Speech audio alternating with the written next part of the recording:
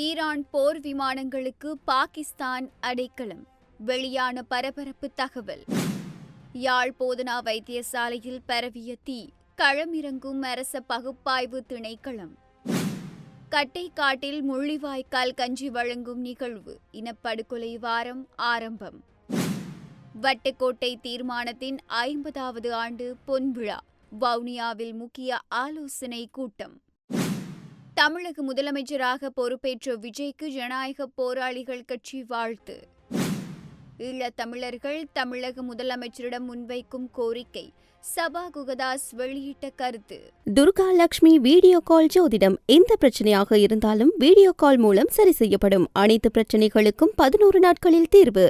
பாகிஸ்தான் ஈரானிய போர் விமானங்களுக்கு தனது விமானப்படை தளத்தில் அடைக்கலம் கொடுத்திருப்பதாக பரபரப்பு தகவல் வெளியாகியுள்ளது. இஸ்ரேல் மற்றும் அமெரிக்காவின் தாக்குதல்களில் இருந்து தங்கள் உயர் ரக விமானங்கள் சிலவற்றை பாதுகாக்க அவற்றை பாகிஸ்தானின் ராவல்பிண்டிக்கு அருகில் உள்ள நூர்கான் விமானப்படை தளத்தில் நிறுத்தி வைத்துள்ளதாக மேற்கத்திய ஊடகங்கள் செய்தி வெளியிட்டுள்ளன. இதில் ஈரானிய விமானப்படையின் RC-130 மற்றும் லாக்ஹீட் நிறுவனத்தின் C-130 ஹெர்குலிஸ் ரக விமானங்கள் இருப்பதாக கூறப்படுகிறது. அமெரிக்கா மற்றும் ஈரான் இடையிலான போர் நிறுத்த பேச்சுவார்த்தையில் பாகிஸ்தான் மத்தியஸ்தராக செயல்பட்டு வருகிறது. இவ்வாறு மத்தியஸ்தராக செயல்படும் பாகிஸ்தான் ஈரானுக்கு இவ்வாறு ராணுவ ரீதியாக உதவுவது அதன் நடுநிலை தன்மையை கேள்விக்குள்ளாக்கியுள்ளது.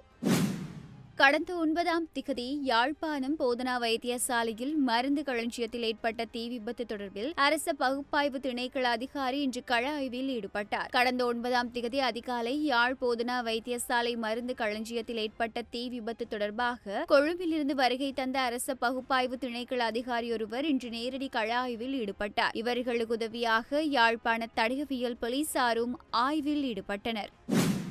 முள்ளிவாய்க்கால் இனப்படுகொலை வாரத்தின் முதல் நாளான இன்று கட்டைக்காடில் முள்ளிவாய்க்கால் கஞ்சி காய்ச்சப்பட்டு முள்ளிவாய்க்கால் இனப்படுகொலை நினைவேந்தலை ஆரம்பித்துள்ளனர். கட்டைக்காடு கிராம மக்களால் ஏற்பாடு செய்யப்பட்ட முள்ளிவாய்க்கால் கஞ்சி வழங்கும் நினைவேந்தலில் வீதியால் சென்று வரும் அனைவருக்கும் தேங்காய் சிரட்டையில் வழங்கப்படுகின்றமை குறிப்பிடத்தக்கது.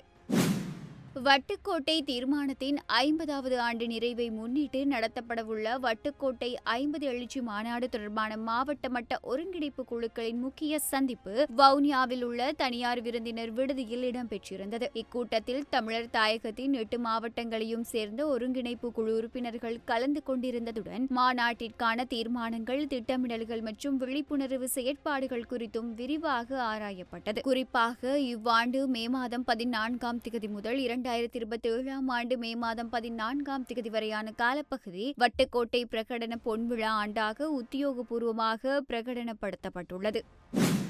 தமிழக முதலமைச்சராக பொறுப்பேற்ற ஜோசப் விஜய்க்கு ஜனநாயக போராளிகள் கட்சி ஈழத்தமிழர் சார்பாக தமது வாழ்த்துக்களை தெரிவித்துள்ளது. தனது வடமராட்சி அலுவலகத்தில் நடாத்திய ஊடக சந்திப்பிலேயே அவர் இவ்வாறு தெரிவித்துள்ளார். அதன் முழு விபரங்களும் பின்வருமாறு. தமிழக சட்டமன்ற தேர்தலில் வெற்றி பெற்று தமிழக வெற்றி கழகத்தின் தலைவர் ஜோசப் விஜய் அவர்கள் முதலமைச்சராக பொறுப்பேற்றுள்ளார். அவருடன் இணைந்து அமைச்சர்களும் இன்று பதவியேற்றுக் கொண்டனர். புதிய முதலமைச்சராக பொறுப்பேற்றுள்ள ஜோசப் விஜய் அவர்களுக்கு ஜனநாயக போராளிகள் கட்சி சார்பாகவும் ஈழத் தமிழர்கள் சார்பாகவும் மனமார்ந்த வாழ்த்துக்கள் தெரிவிக்கப்பட்டுள்ளன.